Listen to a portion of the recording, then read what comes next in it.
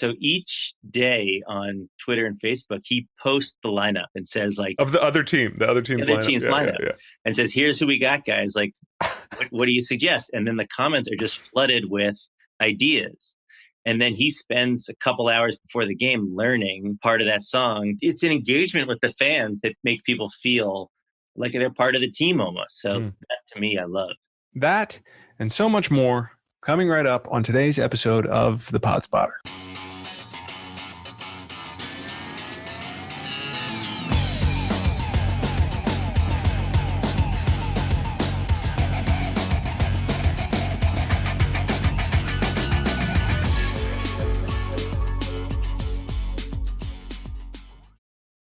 You're listening to yet another riveting conversation on The Pod Spotter, you lucky dog. Hey, have you seen the number of podcasts out there?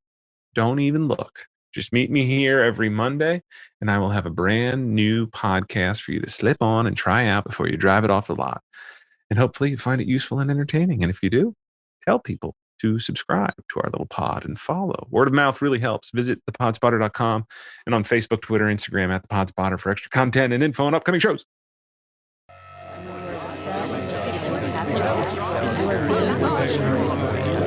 Then like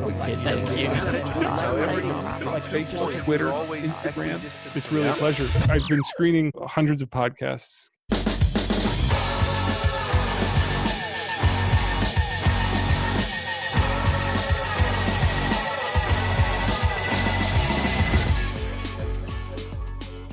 I have video of my father doubled over the pool table in his basement, trying to catch his breath from the stress of his beloved Philadelphia Eagles playing the New England Patriots in Super Bowl 52.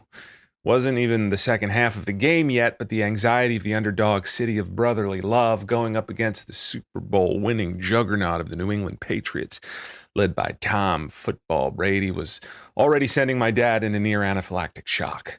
The Eagles were somehow winning with less than a minute left before a halftime show no one remembers because Nick Never Buy a Beer in Philadelphia Again Foles walked over to the sideline during a 30-second timeout and, like the wily gunslinger he is, said two words, Philly, Philly. A nod from Coach Doug Peterson put into motion a play that a few moments later Chris Collinsworth would say on the telecast has the chance to be remembered as one of the greats. The Philly Special. The whistle is blown, the ball is snapped, not directly to the quarterback, but rather to the running back, who then pitches the ball to the tight end, who then passes the ball to the quarterback, who has now become a wide receiver and is standing in the end zone, which puts the Eagles up 22-12, and my dad into a dreamlike state, eyes wide with childlike wonder. A speechless Al Michaels breaks the silence with four words. How do you figure? Deception and sports go hand in hand like gloves and stick 'em. If there's a game being played, then there's someone out there trying to find an edge or an advantage or even trickery. Deception is so much a part of the culture of sports, it bleeds over into the locker room and often makes for some of the best stories ever told. Just ask Matt Waxman, host of the Trickeration podcast, which breaks down the boldest and craziest acts of deception in sports, from on-field shenanigans like Patriot fans running into the end zone to break up a touchdown, to locker room pranks involving a very naked Shaquille O'Neal. Each episode is a deep dive into the hoaxes, stunts, pranks, and just downright cheating that make up the lore around some of America's favorite pastimes. Want to learn how to become a professional stadium sneak? Perhaps you're looking to steal a rival school's mascot? Or perhaps you're wondering how to fill a coworker's car with popcorn? Well, for these answers and more, we turn to Matt the Huckster Waxman. Thank you for being here, Matt. And thank you for sharing this wonderful podcast with us. How are you, sir?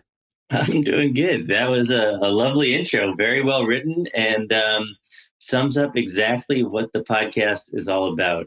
I mean, Trickeration was a labor of love for me.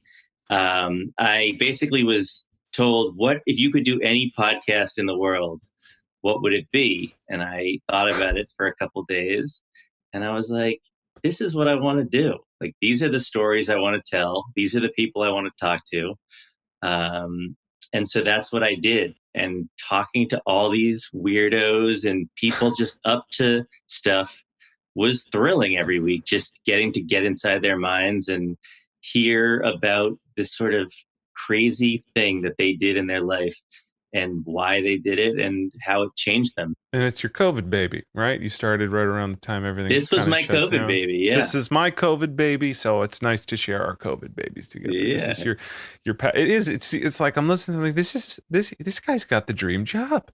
You talk to like the greatest athletes, all of these people, about their favorite stories, the best stories they have, the stories that they'll tell on their deathbed, basically. The other thing is I talked to a lot of regular people, everyday people who had interactions with super famous people. So it wasn't just talking to athletes. You know, athletes are sometimes not the best at regaling and retelling stories, but people, regular people, happen to be even better at this than athletes. Of course, you wouldn't be surprised by that. So I'm a person who just likes talking to people, and I'm curious about how things affected people. So you're right; it was a dream job, and after decade of covering actual athletes, talking to other people about sports was actually a nice change of pace. Here's to the cheaters. Nana nana boo boo, The rule benders, the match fixers, the imposters. I skated over to Putin, and I grabbed the back of Putin's sweater, and he looks at me, he's like, what? A glass raised to the schemers, the scammers, the hoaxers, and the pranksters. All of a sudden, here comes Shaq running out into the gym. He's completely buck naked with just his basketball shoes and socks on. This is Trickeration, a new podcast that each week deep dives into bold and beautiful attempts at deception in sports history. Oh, we'll get in a naked Shaq in a little bit, but maybe Matt, just give our listeners a little bit about your background as a sports writer, sports producer. I've been a sports writer, sports producer for about 15 years, and I never cover the actual games. I always cover the crazy and weird stuff that surrounds the games. And I've been doing that for 15 years. And it turns out that, there's a real audience for this kind of stuff. Especially now that, social media is around where you can tell all these weird niche stories. I've worked at, for MLB and PGA Tour and Bleacher Report and all these places doing this kind of thing. And then I found iHeart, and they were getting in the sports game and looking for an interview-based show. So that's how we linked up, and that's what we've been doing. Well, I want to start with one that I think sort of sets the tone perfectly for what you guys do. It's a cute little story. The case of the missing bat stretcher. He stuck out his hand and he said, "How's it going? I'm Don Mattingly. Are you going to be working with us this year?" And I think I sort of managed to stammer, I know who you are, Mr. Mattingly. I said, "I'm Matt. I'm the new bat boy." And he said, "Oh, great to meet you." He said, "Listen, I have a job I need you to take care of. I just unpacked all of my bats from spring training. And I don't know if it was the humidity down in Florida or the altitude flying all of our equipment back, but all my bats are coming up a little bit short. And I need you to get me a bat stretcher." What is a bat stretcher, and who did you interview for this story? I found this kid who was a Yankees bat boy in the mid 90s. And, bat boys are, I think, 16, 17 years old at the oldest, maybe 15. And when he got the job on his first day, he showed up, and Don Mattingly was the captain and sort of the big star of the team at that time. And he decided to pull a prank on this nervous 15-year-old kid. And he sent him on this goose chase on opening day, right before the game, for 2 hours. Of course, there's no such thing as a bat stretcher. But this poor kid, he never occurred to him to be like, well, Don Mattingly is messing with me. So he's tearing his hair out trying to find a bat stretcher. He goes across the street to the sporting goods store. He goes to the visiting locker room, and the visiting manager was in on it at the time. So this was a story that he loves telling because was a time in his life that like he was so nervous, and it ended up being like this great moment he had with Donnie Baseball. How do you find folks? How do you find these stories? God bless the internet. Yeah. I mean, I would sometimes spend hours just searching, sports and deception, or sports and scams, and sports and hoaxes. And I would just find like all these weird Reddit threads and, weird Twitter threads. And just like, I just went so deep in the internet. But anyways, this was a story that I had heard him tell on The Moth. And I had a lot more questions. So I just hit him up, and he was happy to talk about it. Was there something you learned from your conversation with him, or an angle or something from the story that you didn't hear from The Moth? Yeah. So he was telling me that, the guys on those mid-90s Yankees teams who were absolutely the ones to stay away from. But he also said Jim Abbott, of any athlete he'd ever dealt with, was the best guy he ever dealt with. And so based on that conversation, I immediately hit up Jim Abbott. And I was like, I need to find a story involving deception about Jim Abbott. And so I called him up, and he agreed to do it. And Jim Abbott, of course, was a one-armed pitcher for the Yankees, and who threw a no-hitter. And, one of the cool things about this story is it turns out every athlete has some sort of deception going on, whether it's good-natured pranks or some sort of chicanery, some sort of cheating. Every athlete has a story involving deception. And Jim Abbott had two. One was that because he had one arm, he had to do, this very elaborate move with his glove to pitch. And part of the problem with this was he couldn't hide the pitching grip that he was using in the glove. So the first base coach of the other team could kind of see what pitching grip he was using, and then relay that information in a split second to the batter. Wow. Abbott talks about how this lack of deception, he wasn't able to hide his pitches, actually hurt him. And he feels like this was a real problem for him, especially with the changeup because of the grip. And so he had to confront first base coaches over his years and try to work around that. And the other Abbott story is Kenny Lofton, during Abbott's no-hitter in, I think it was 96, attempted to bunt to break up Abbott's no-hitter in the ninth inning. Now, we all know unwritten rules of baseball. You never break up a no-hitter with a bunt. That's considered very bad form and can get you beamed in the head the next time you face that pitcher. But it's especially bad form when the pitcher has only one arm, because, it's very difficult to field bunts when you're a one-armed pitcher, and it involves, again, all this extra movement. So I basically talked to Abbott for 30 minutes about a bunt attempt that went foul that Kenny Lofton attempted in 1996, 25 years ago. So those are the kind of things that I like talking about. Love the Jim Abbott stories. That's awesome that was a thread that you followed from your conversation about Mattingly. Do you yourself partake in practical jokes? I wish I didn't, because I find them sort of annoying.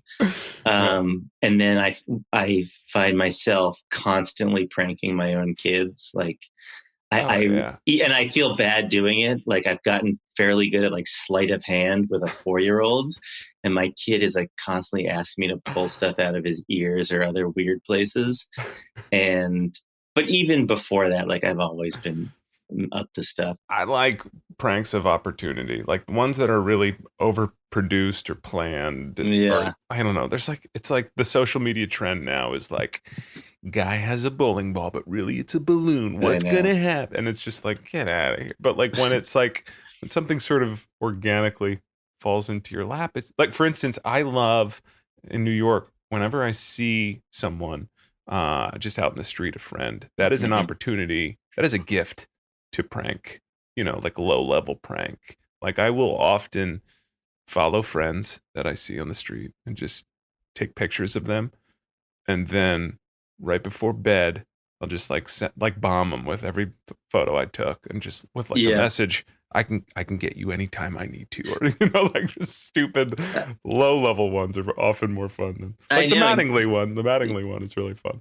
Yeah. And it's like, now that like I feel like through podcasts, I listen to all these like brilliant people who have like spent their time thinking about, these big topics and how to, deal the next pandemic that could wipe out human society.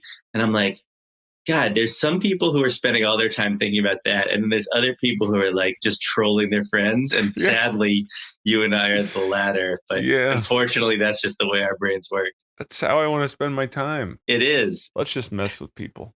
What? Well, you mentioned Jim Abbott's one of the was a name that came up as a big deceiver, a big pranker, or Shaq was another one. Another sort of like when you talk to people, talk to athletes, Shaq is like the guy. He loves a good prank. It was cute. It was fun.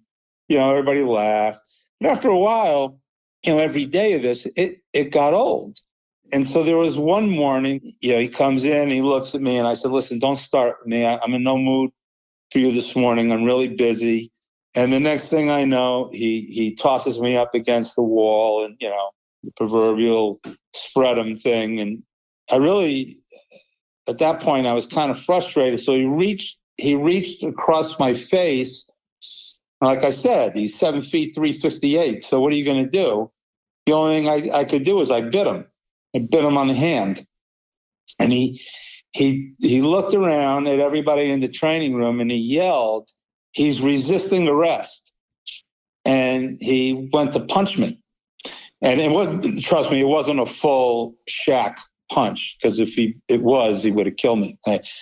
And he got me right square in the back of my pelvis, which dropped me, and I had to get 2 injections. All of the Shaq pranks that you share sound less like practical jokes and more just like assaults or like low-level crimes. He'd just like walk in places naked and just like, hey, I was late. I couldn't find my underwear. Here I am. Yeah, it turns out if you're Shaq, you can do whatever you want, whenever you want. Like that was the takeaway I had. That was Gary Vitti, the Lakers trainer for 25, 30 years. And, he gave a picture of Shaq, which is like, I love Shaq. And Shaq was also like the most difficult person because like the rules of society didn't apply to him. Which is why Shaq was always like naked wrestling, like the ball boy, like he would just tackle someone naked and you can't do anything with Shaq. Like and so that was what I learned. And the stories of him, like, I guess assaulting would be the word, Gary, were great. But there's also a story that Gary told me that was even more shocking to me, which was the Lakers pranking a rookie for like months and making him think he was dating the actress Lucy Liu. You're kidding. And what happened was this rookie, is sitting on the bench and he thinks that Lucy Liu, who's courtside at a Lakers game, is making eyes at him. And he's telling Vlade Divac, the Lakers center at the time, like, yo, Lucy Liu is giving me the eyes. And Divac is like, no, she's not. I promise you. And he's like, no, she is. So Divac ends up changing his voice message, getting someone to pretend to be Lucy Liu on his voice message and texting the rookie and saying like, hey, I'm Lucy Liu. I saw you at the game. And the rookie calls the number and hears Lucy Liu's voice. And he's like, oh, it is Lucy Liu. And for months, the player is texting back and forth with Lucy Liu of Charlie's Angels fame. And he's coming into the locker room every day and telling Kobe and Lamar Odom and all the players, like, yo, I'm in a relationship with Lucy Liu. It ended up sort of ruining this guy's career in a way because everyone was just laughing at him behind his back. And he kept doubling down and started making up stories about how, like, no, I've actually like been on dates with Lucy Liu. Like, and then the story ends with Divac renting a limo, outfitting it with hidden cameras, hiring a fake chauffeur, and picking this guy up and taking him to a fake date with Lucy Liu. And he goes inside. Instead of Lucy Liu sitting at the table, it's Kobe Bryant sitting at the table. The guy still doubles down and says, no, she's coming. She sent a limo. And finally, after about 5 or 10 minutes, he looks around at everybody there and he goes, "Okay, you guys got me." You got me. That's the way to handle a prank. The people on your pod that are just like, you got me. Like, great. Ends there. The doubling down just gets you in trouble. That little tangled web we weave. Just take it. Clearly, you are an expert in trickery and deception, but are you, sir, an expert at your own podcast? We play a little game in these parts called How Well Do You Know Your Pod? I'm going to ask you 3 questions based on your podcast. Answer correctly, and this little trickeration coaster is going on the pod wall of swag behind me. Are you ready for a little segment we call How Well Do You Know Your Pod, Matt? Well, I just have a couple of questions before I engage in this. Any true gamesman should, yeah. I mean, I'm not just going to agree to this. No one told me we were doing this, and I need to vet it with my lawyers. But do people usually know their pods or not? Always. Almost always. I think 1 or 2 haven't. I'll give you salt. I don't make it too hard. All right, but hit me with some softballs. I'll tell you this. The people that live their pod, that love their pod, that have created their own sandbox, they get it. All right, let's do it. All right, how well do you know your pod? Question number 1. This is from How Derek Jeter Made the Rookie Cry. Brian Cashman is the GM and senior vice president of the New York Yankees, but according to your pod, he's also famous for regularly deploying a fart machine in high-pressure situations and meetings. What is the name and model number of the fart machine referenced in the Jeter episode? Yeah, I have no. I think it's like the Fart Machine 3000 or 9000, but I would not bet I'm right on either of those. Let's have a listen to Cashman's fart machine. So his longtime assistant GM Gene Afterman told me that like he used to use basically this like really crappy version of it, this like kind of rundown fart machine that kept breaking. And so she got him what she calls the Fart Master 4000, which was like a souped up, better version of it. And Cashman has since told me, and he even on the phone, like recited like the exact model number and brand that he buys. He has bought repeated. He said he's blown through multiple ones of these and he just has to keep buying more. That's our first farts on the podcast. So thank you. I am honored. And you know, it's funny because it was the 4,000, but I remembered he had the 3,000 and then he was looking at the 9,000 and it was too expensive. So I got turned around a little bit. It is the Fart Master 4,000. That's 0 for 1. I can't take, according to our producers, we can't take Fart Master 3,000, I'm afraid, but lots more questions here. Awesome hearing about Cashman, the 10-year-old. All right, The Art of Sneaking In. This is from the episode The Art of Sneaking In. In The Art of Sneaking In, you speak to a professional sports event sneaker inner guy. According to him, what is the biggest no-no when it comes to choosing which games you sneak into? The biggest no-no. Think about that. That was like episode 3. He has a code. You ask him about his code. I don't remember what it was. Do you not love your podcast? Do you hate your podcast? Is that what's happening? Yeah, I can honestly tell you I've never listened to the podcast because well, you'd be a horrible narcissist if you did. You should. Yeah. So just record them and let them go. All right. The biggest no I would say is taking someone's seat. No, I don't know. I actually have no idea what it is. Let's listen. I think that if your team is on the verge of doing something special, the Blues, when they were in the Stanley Cup final, those were not games I considered sneaking into, because as confident as I am and as foolproof as my system is, there's still in the back of your mind during a game a worry that someone could recognize you, that you could get caught. And I wouldn't want to ruin a really special game for one of my teams. 0 for 2. And how many are we doing, just so I can turn the... It's 3, but okay. I always prepare a little bonus question just in case somebody goes 0 for 3 and you can get it. You can bring it back with the bonus. Yeah, and I'm also I'm taking it as a badge of honor that I don't know these, because it's a testament to how many episodes I was able to do. You're just so busy, You're just so busy. Cranking them out. You can't have time to go back. All right. So what's question 3? What was one of the most nefarious methods of cheating going on in the locker room of the New England Patriots back in the 1960s. One of the most nefarious methods of cheating. This was on my podcast? I got to check. Did I get the wrong podcast this week? Did I listen to the wrong one? Let's see, the nefarious cheating in the 61. I have no idea. 60s. Do you remember the episode? Give me a clue. It's something the players did to each other's uniforms. That's a great question. I'm gonna pass. He passes. Can I ask you this?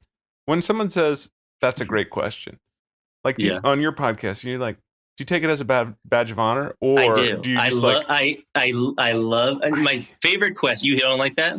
I used to, but now I think they're just stalling when they say that's a great question. Well, you know about human psychology, and people often do that. But my favorite thing is when people say, no one's ever asked me that before. Oh, that's the one I really like.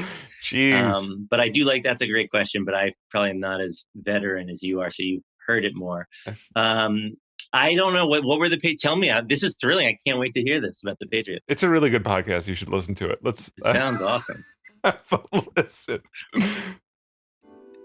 I would say that probably the most nefarious thing that we did that I was personally involved in is that we used to spray our offensive linemen with silicone. And, it prevented a defensive lineman from grabbing an offensive lineman's jersey, or at least it helped prevent it. Now, they did not have a rule prohibiting that, but they did after somebody figured out, I don't know, one of the guys that we were spraying with silicone went to another team and said, hey, New England's doing this. So that was probably the most nefarious thing that we did. And then the league outlawed that. An organization's just steeped in cheating. Long before Deflategate and before Tapegate, there was Silicone Gate. This is fascinating. I'm really enjoying this. How was that listening to your podcast and hearing it? It sounds good. The audio sounds good and the topics are fascinating. I mean, this sounds like a must listen, and I can't wait to dig through the archives. Unbelievable. Well, that's 0 for 3, but like I said, I always do prepare just a little last one. You can bring it all home with this one. How much is this one worth? This one's worth 3 questions, and I will put Trickeration on the pod wall behind me if you get this one correct. If I don't get that coaster, I mean, I'm going to be tossing and turning tonight. In How Joey Votto Became Mr. Roboto. Okay. You interview the Atlanta Braves organist who invents musical puns for baseball players. He casually mentions which of these 3 songs as his favorite for third baseman David Wright. You Got the Right Stuff by New Kids on the Block, Billy Joel's You May Be Right, or Right Place, Wrong Time by Dr. John. I am gonna push the envelope here and say D, none of the above. D, none of the above is correct. He never brings up David Wright. You sniffed out my trickery. Congratulations, Matt. You cannot trick a trickster. You can't trick a trickster. Just like that, man. I thought I had you. I thought I was getting the first swag to just be thrown right in the trash can. And here, you just sniffed it out. Trickeration makes the wall. Congratulations. Wow. Can't and for trick any a trickster. Prospective future guests, these seem like, from the video, high quality coasters. This is not a cardboard. That thing looks like it has some real weight to it. I used it last night. It held up a gin and tonic. Yeah, it held up a gin and tonic real nice. So I'm getting it's a water used resistant. coaster. You're getting a seasoned, weathered coaster. Wow. Congratulations. You did a nice job. We're going to take a real quick break. When we come back, I want to play a little more from that organist. I love that story. And then we're going to play a little bit from your interview with Michael Jordan when we come back.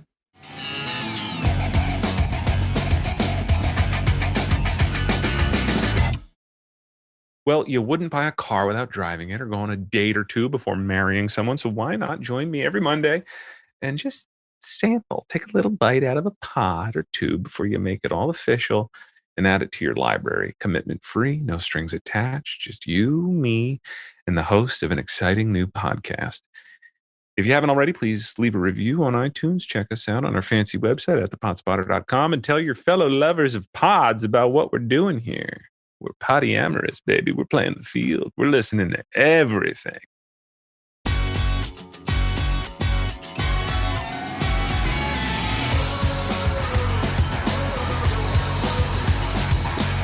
I'm going to throw you some names and you tell me what you did with these names.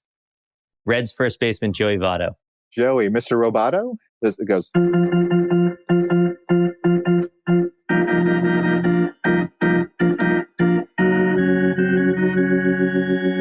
How about Ryan Howard when he was playing for the Phillies?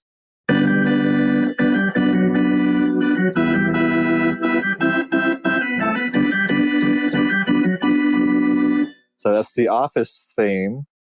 And there's Ryan the intern, who was named after Ryan Howard, the baseball player. Matt, I love this episode so much. I loved hearing this guy was so passionate about what he did for a living, and he loved his little puns and his deep cuts. But also, you made watching Braves game fun for me again as a Philly fan. I can't stand. I always turn the volume down because when they do the chant, the Brave chant, I'm out. I'm out. The Tomahawk Chop? Tomahawk. I can't do it. But you made it fun again because I get to hear an organist. Can you talk about this organist and sort of the rarity of live play as opposed to MP3 play? The idea of this organist coming up with weird puns to troll the opposition both sounds like, oh, this could only happen now, where on each day on Twitter he says, this is the lineup, what should I do, guys? And his Twitter followers and Facebook followers all do suggestions which he uses during the game. But also, like as I sort of mentioned, this kind of stuff I could see happening in the 70s and 80s, but like now I just see a team being like, it's not worth it to us to be weird. And I loved that this guy, who I think was proud of being a little weird, was like, I have my dream job and people love it. And I get to sort of delight the fans with this, it sounds like he's the only guy who does this kind of thing. So talking to him was so fun. Just the kind of weirdo I love talking to. And the relationship with social media you mentioned, talk about that. Yeah, so each day on Twitter and Facebook, he posts the lineup and says, like, here's of the other team's lineup. Yeah. And says, here's who we got, guys. Like, what do you suggest? And then the comments are just flooded with ideas. And then he spends a couple hours before the game learning, part of that song to do. So it's an engagement with the fans that make people feel like they're part of the team almost. So that to me, I love. Let me listen to a little bit more of this is Kaminsky, the organist from Atlanta, and you just kind of throw some names at him for him to play some songs. So tell me a little bit about how you would handle the Blue Jays lineup. What about a guy like Vlad Guerrero or a Bo Bichette? Sure, Vlad Guerrero. I was thinking Vladimir, meaning Russian sounding name. So I came up with this one.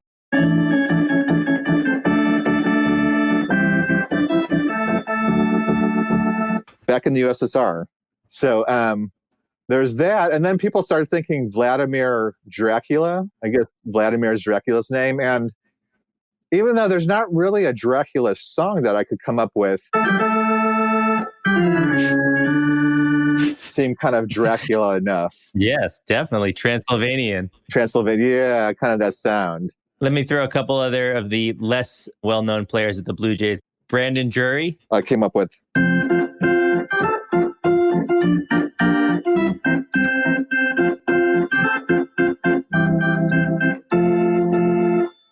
And what's the connection to Brandon Drury? The Muffin Man lives on Drury Lane. He's so proud.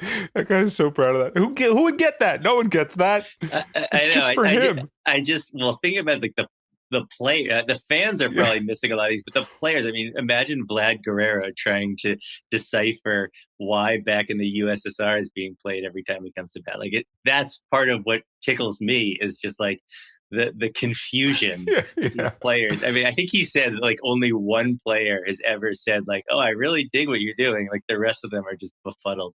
Which, you got to think to your question about how does a front office allow this? You got to think about like, is that an advantage? When the opposing player is coming at the bat, and instead of thinking about fastball changeup, he's thinking about, why is the Macarena playing? Oh, I'm Daddy Mac of the Cincinnati, or whatever the hell. Like, you're kind of getting them in a different headspace in a game that allows for such little advantage here and there. I think you and I like to think that because that's the way our brains think, but I doubt that Bryce Harper is really doing those mental calisthenics. Does Bryce have one? Do you remember? He did, but I don't remember what it was. Is it Bryce Baby? I hope it's Bryce Baby. See, I got to watch a Braves the point. game. Like, this is exactly right. Is you can now tweet at Matt and say, hey, next time the Phillies play, think about this. And then you're tuning in the game to see if your song is played. That's awesome. Yeah. You use a little deception on your pod I want to talk to you about, and I just piggybacked on it before our break. I don't know if you heard it, but I want to play a little bit from this awesome interview you had with Michael Jordan. And without further ado, here's a short but sweet phone conversation with a man who needs no introduction, Michael Jordan.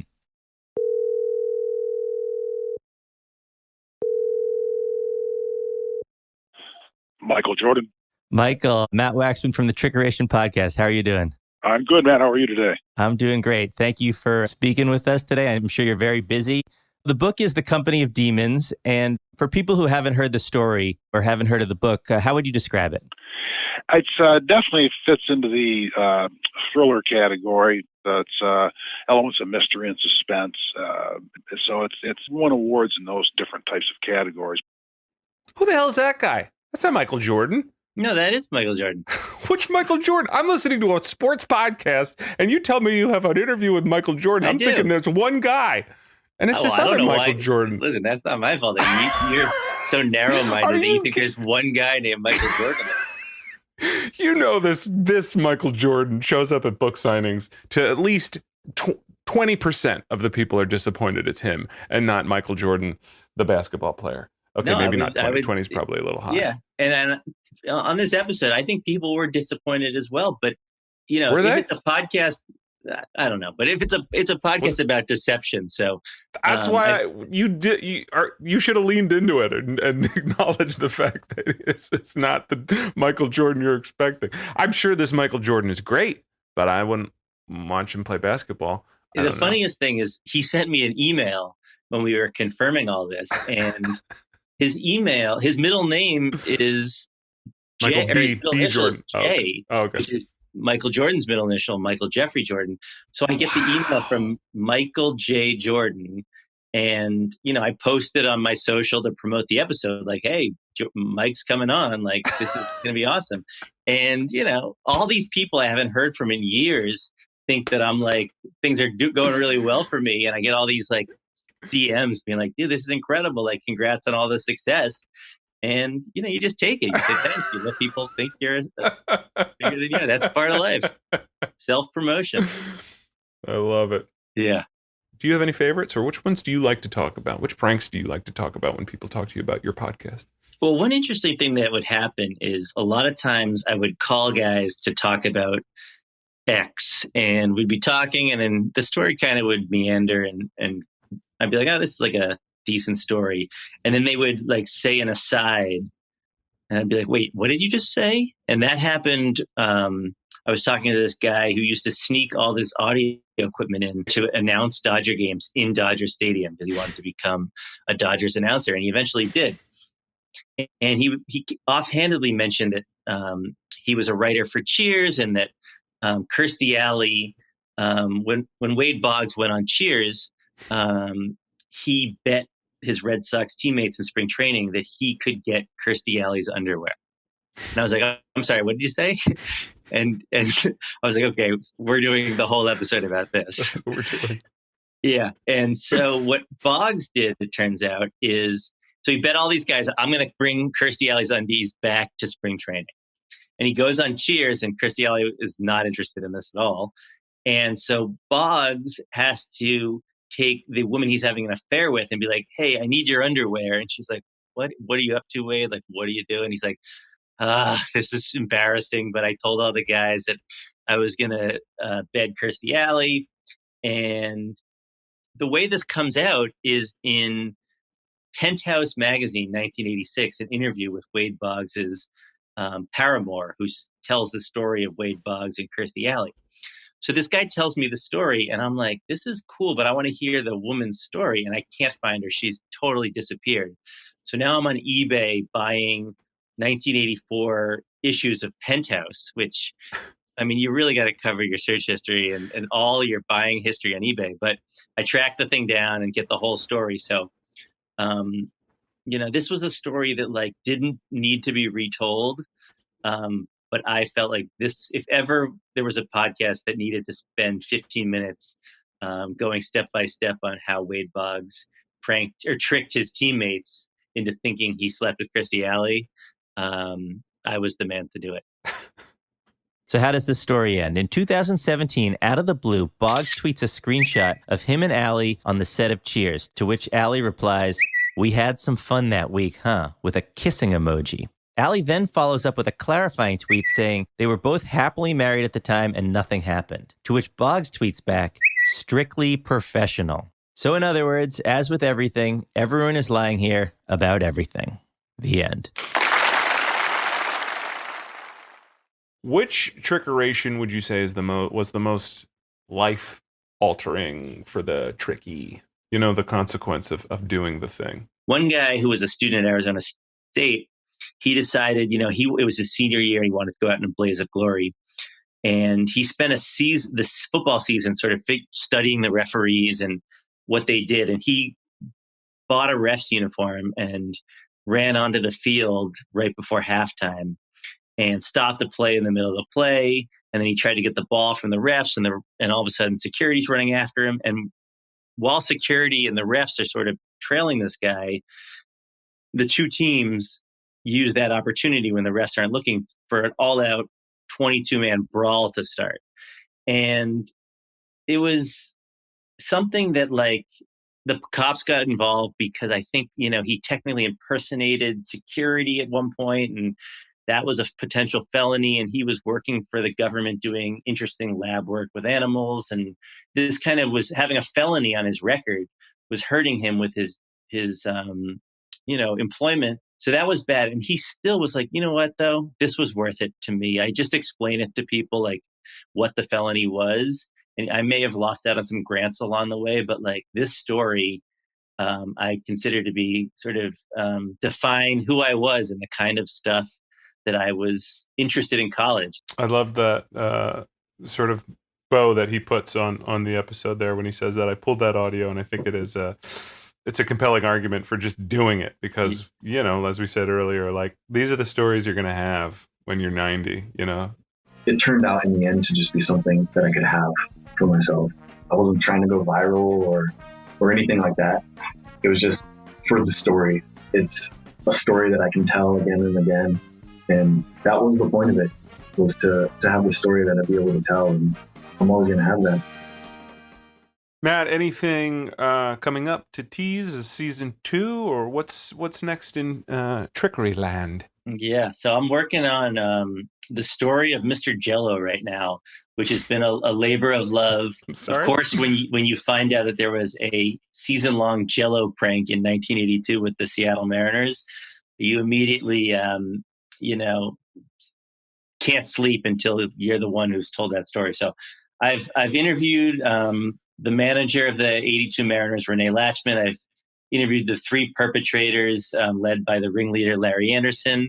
And we have uncovered exactly how the story of Mr. Jello, which was basically how 3 players taunted their manager for an entire season with Jello, including filling his toilets, filling his bathtubs, filling all his beer when he'd get to his hotel room with Jello. It's not to be missed. Listen, podcast people, it can't all be politics and pandemic, okay? You need to hear the story of the Jello in the toilet too, okay? You need all of it.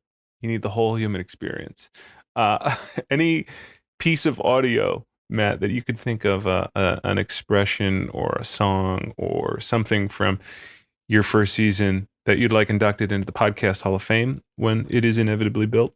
Well, I think the one piece of audio that I uncovered that I was like, well, that was actually some real news was with Bobby Valentine, who we all know his greatest bit of deception was wearing the fake mustache to get back into the dugout after being ejected with the Mets. But I went up to talk to Bobby, who's the athletic director, I think, at Fairfield. And in talking with him, he mentioned that was not the first time I wore a disguise to get back into managing a game. I actually did that with the Angels when I was a manager then. So that to me was like, oh, okay. That was in the pilot. And I was like, all right, I'm uncovering some stuff. I'm on the right track. And so if people want to hear a little bit more about how Bobby came up with the famous mustache prank, which everyone knows about, check out the Bobby V episode. You know, I got suspended when I was with the Rangers and thrown out of the stadium. I wasn't allowed to come back the next day in the stadium. It was the Metrodome, and I wore a similar disguise and sat in left field bleachers. That's kind of your MO. That's your thing. You're not interested. You're not there for the story that everyone knows. You're like, you want the stuff around the edges. Yeah. And sometimes we would ask people about stories that were kind of well told, but we tried to figure out a different angle. I was looking to tell fun, weird stories that people didn't know about, or if it was a story you didn't know about, let's find a new angle. You must get just inundated with people all the time, just saying like, "Hey, can you do Maradona's handball in '75?" Like, what? Yeah, I did have a tip line, and a bunch of those tips led to episodes, and then a couple of them were like, "Yeah, how about the old hidden ball trick? That's a good one, right?" Awesome stuff, man. Well, it is the last 5 minutes of our podcast, which means no one is listening. They've stopped multitasking. They're done cooking. They're done jogging. No one is here. It's just the two of us, which means we can talk about whatever we'd like. You can tell off a former lover, an ex-girlfriend, ex-boss, whatever. No one's here, man. It's just us. I have something that I want to talk about now that you bring this up, but I want to hear about the kinds of things that you're like, are you sure you should be telling this? Has that come up before? We did have somebody admit to a murder, but they were just goofing. It was a goof. But, it's a mixed bag because sometimes I'll go first and I'll be like, I stubbed my toe this morning and I yelled the F word and my daughter like looked at me, and then they'll be like, my mom died too young. And so like, it's just like, I don't know. It's the nature of the last 5 minutes. It's all over the place. It could be whatever. And typically when people like, I don't know, like when it's not planned, it's fun. When it is planned, it's fun. It's just a mixed bag. And no one's here, so it doesn't speaking matter. Of the murder, I have had one story that I have spent too much time researching. And I think one of the greatest athletes in American sports history may have committed murder with someone in his own family. And I suspect them. But I am not going to tell that story because I don't think you really want to, even though the marathoners and the cooks who only listen to 25 minutes or however long this podcast is may have tuned out by now. I don't really want to come on here and accuse one of the greatest athletes of all time of murdering someone in his family. But I do actually think that there's a good chance it happened. But I can see by your reaction, you're curious. I think I know who it is. Is it a fighter? No. Oh, shit. Okay. What does the name rhyme with, maybe? What does it sound like?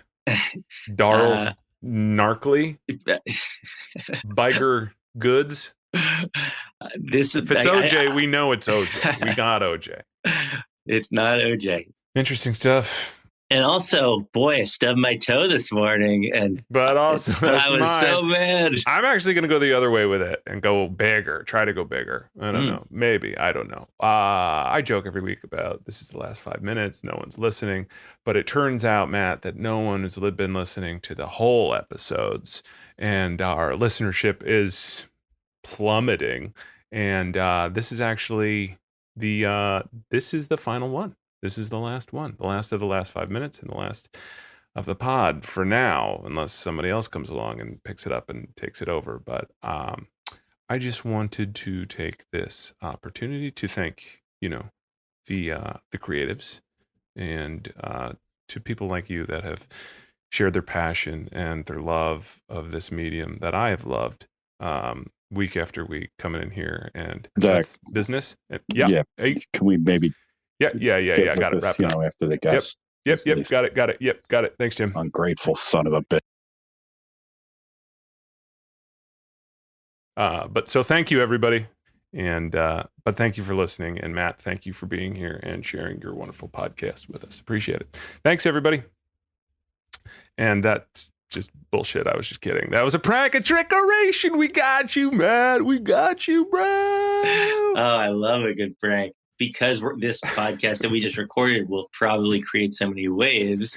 Yeah, I'm sure whatever may be happening. Right, you just saved us. Yeah. We were going under We're totally bankrupt, but we've made news, so maybe you want to put that in the front and make sure when people are listening. Yeah, fuck the monologue. This is we're leading with this shit.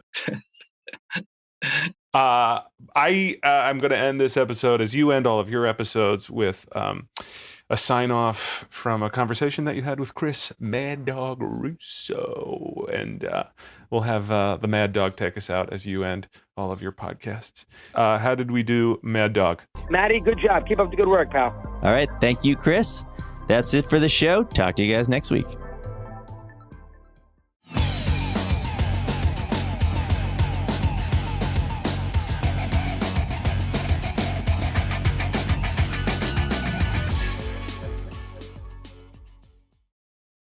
We're always looking for new suggestions on a fresh batch of pods. Please tell me what you're listening to and who are the hosts you want to hear from via thepodspotter.com or Facebook or Twitter or Instagram at thepodspotter. Thanks, y'all.